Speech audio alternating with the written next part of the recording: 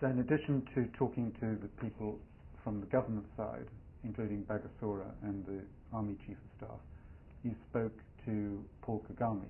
Correct. And this actually memo that you wrote on May the 1st describing your conversation with Paul Kagame.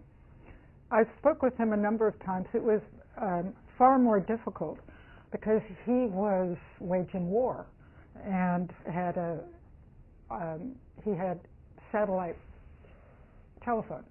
So all he had to do was put the antenna down and he would be out of communication. So we had a military man, American military man who knew Kagame, and whenever we wanted to talk with Kagame, when I wanted to talk with Kagame, I would send the message and he would send the message and Kagame would call. And the one phone call, the very first phone call, when I was pressing the issue of a ceasefire, I had given the démarche to the government of Rwanda and had been trying to contact General Kagame. I was at a friend's house, this was on the weekend, and I would take weekly walks with my friend, and we had walked around Virginia and was having popcorn and beer in her kitchen, Reston, Virginia, when the phone rings and her teenage boy yells downstairs, because who else is it going to be for but the teenager, Prue, Rwanda's on the phone. What? So I pick up the telephone in my friend's kitchen, and she had a lawn cord, and strolled back and forth the length of this kitchen as I talked to Kagame about what was happening, the number of people who were getting killed, and the ceasefire.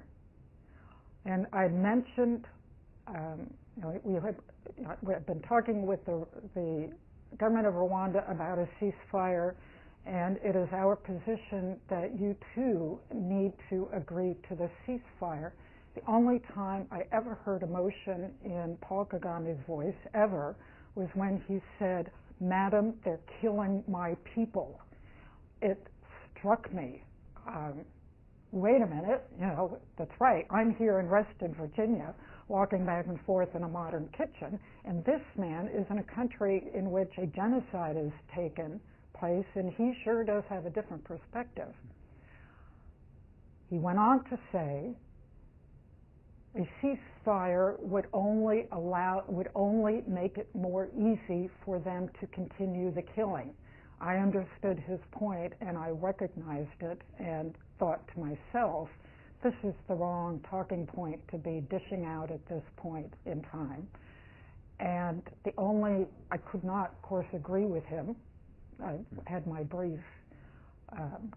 And the only way I could communicate as a human being, because we began to talk about how people were saving themselves, and he was saying they're hiding in the coffee fields and in trees, and they're trying to get out at night, and it was just horrible. And I ended the conversation by saying, "General, I wish you peace," which was the only way I could communicate to this warrior. I'm really sorry about what's happening in your country and to your people.